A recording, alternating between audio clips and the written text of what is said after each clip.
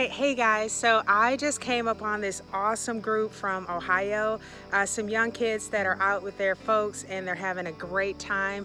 Came up on them on a campground, just super cool, and I like for them to share their story with you. All right, so I would love it if you could tell me a little bit about your experience. Hi, I'm 15 years old, and yesterday we biked for the first time 50 miles from Pittsburgh, Pennsylvania, and then we camped out all night. Hi, I'm 12 years old. It was hard. It felt rewarding when we reached the campsite. Outstanding. I'm 13, and definitely the hardest part is the second to last mile. But when you finally are done, you just think about all that you've done and how much you've accomplished. Outstanding. So if you could tell the kids out there who's never had a bike experience, what would you tell them? It can be challenging at times, but if you keep working for it, it's a lot of fun. And the trail itself is a great experience to be biking along. Outstanding. Well, thank you all for your time. Can I check out your rigs quick? Are these the bikes that you drove? Awesome. Cool. All right, hey guys, so I just met Kenneth Moore recently out of the 101st Airborne Assault Unit, him and his awesome dog Raven right there. So Kenneth is going from Baltimore to New Mexico. So I'd love it for you to hear his story. Hi, my name's Kenneth and this is my dog Raven. Me and her are going from Baltimore to New Mexico. The reason I'm going to New Mexico is because I have a brother out there who's starting to show signs of Alzheimer's, going out there and take care of him. I thought it'd be a great way to get out there by bike, by trike I should say, and enjoy the sights and meet new people and just enjoy the outdoors.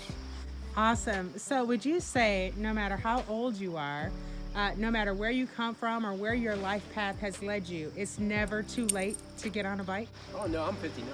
Awesome. Well, hey, I appreciate you sharing your story. I wish you the best of luck and safety out to New Mexico, and prayers to your brother, man. Thank you. All right. Bye, guys. Bye, Raven. See ya. See ya. Safe travels.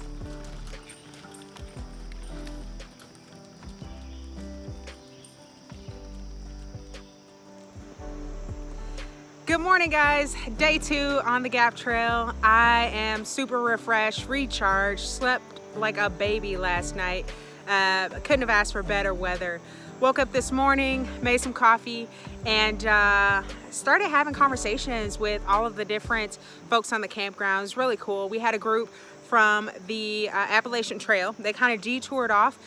The wife of one of the hikers lives in this area, so they were basically spending a little time with her, and they're going up to Connellsville today and getting on the Amtrak so they can get back on the trail. And then I met a young family from Ohio, father out here with his 3 children and another friend, and they were doing it. I mean, these kids were 12, 13, and 15, and they biked from Pittsburgh to here about 50 miles, and then their destination is Cumberland, Maryland. But it's just really cool. The kids were super pumped. Hope you enjoyed the clip. I hope there's some encouragement. If there's any kids out there who's wondering if this is possible for them, take a look at those young hard chargers. It's possible. The parents were willing to get involved and make it happen, and here they are. It's pretty cool. And then there's Robert Kelly. His story was amazing. A fellow veteran, and you know, he's had some trials in his life, but he is now on a mission to go and take care of his brother who's his health is failing, and he thought that it would be a good idea to take his bike and all of his possessions, and that's how he's going to get to New Mexico. And it's just time for self-reflection, to clear his head and his mind and be in a great headspace when he arrives to take care of his brother. So I just thought that was pretty amazing, and he's just like a really chill guy, nice to have a conversation with. He and his dog Raven, so I wish them the best of luck and safe travels. So for us, we are getting ready to head out. I just had to come down here so you all could see this beautiful scenery. We're right along the river, and this is where we were able to clean up last night, grab some water out of here through the water filter, and it tastes great. It's pretty clean, and it was just nice. And don't worry, I did use my Dr. Bronner's nature soap, so we're all good there. We'll talk to you guys soon.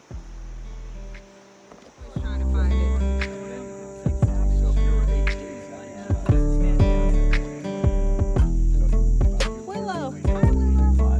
Hello, you want your picture taken? You're so pretty.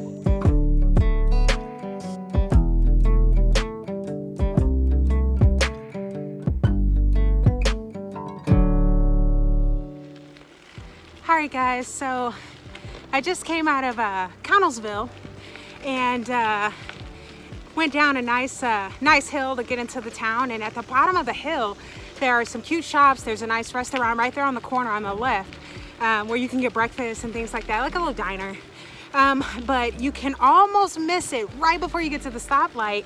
There's this really cool mural. So I stopped there to take a photo, and this young man named Bryce came over. Bryce is with a church group out of Ohio, and we chatted for a bit, and of course I wanted to take a photo with him, but he could not or didn't feel comfortable doing that because of his religion, and he really didn't want to offend me, so he's very cautious with his words. But of course I pressed him. I wanted to know why, and he said, well, we believe in a more modest dress code, and we don't wear real tight fit clothing, so you know, he just really wasn't comfortable taking the photo. So I was like, okay. I'm thinking in the back of my mind, this orange spandex got me again, right? But at any rate, while we didn't get a photo, we did bike together for about 4 to 5 miles, and we had wonderful conversation. He shared with me his experience doing this trip with a similar church group last year, and right now they're going from Pittsburgh to Cumberland. So it's about 22 in the group, pretty neat. But since I didn't get a photo, you know I don't quit, right? I did get this clip of him biking away.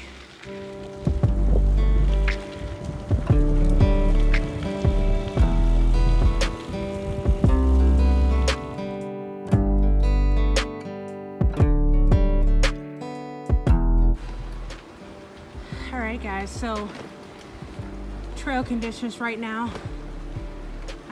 Coming into Ohio Powell, about 5 miles from Ohio Powell here, but you can kind of see still a little moist, a few ruts, tire ruts, just kind of pick your lane, but yeah, a bit soggy. Those 2 young studs up there, those are the guys from the video earlier. That's a 12-year-old in the back, and I think the 13-year-old in the orange shirt, but they're getting it. Awesome day for them.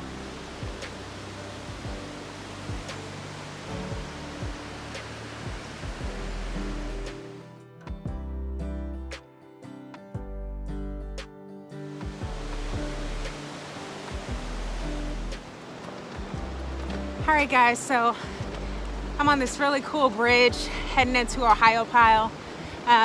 Nice falls and just great scenery. Love it.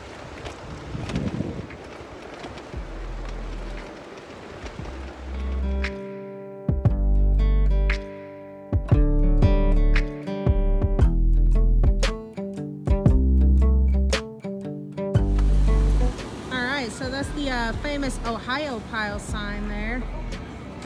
Nice bridge. This is where we ate lunch.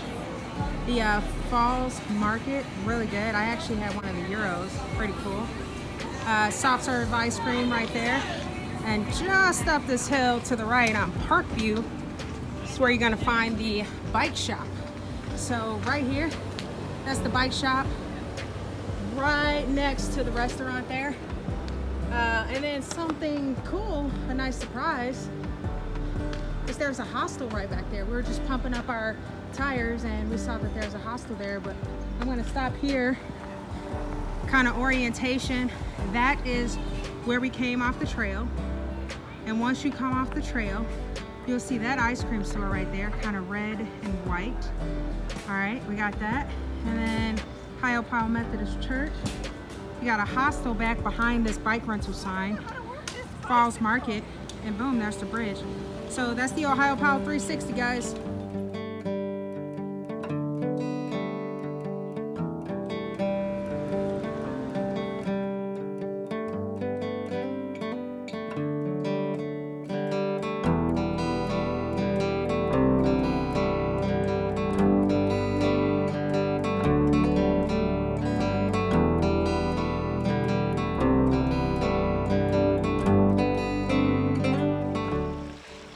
Hey guys, so just finished day 2 on the Gap Trail and started in Round Bottom this morning. Went up to Connellsville, stopped and had breakfast, continued on to Ohio Pile where we had lunch, and now we are in Confluence.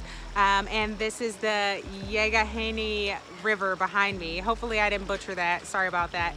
But at any rate, it was really a good day. It was like a slow grind the whole time, but had some really good conversations, awesome food in Ohio Pile, and we're at this really cool campground tonight. This is called the Overflow Campground in Confluence, and great showers. Showers are amazing. We're at the hiker biker campsite, so it's like $8 per person. Very cost effective, not too expensive.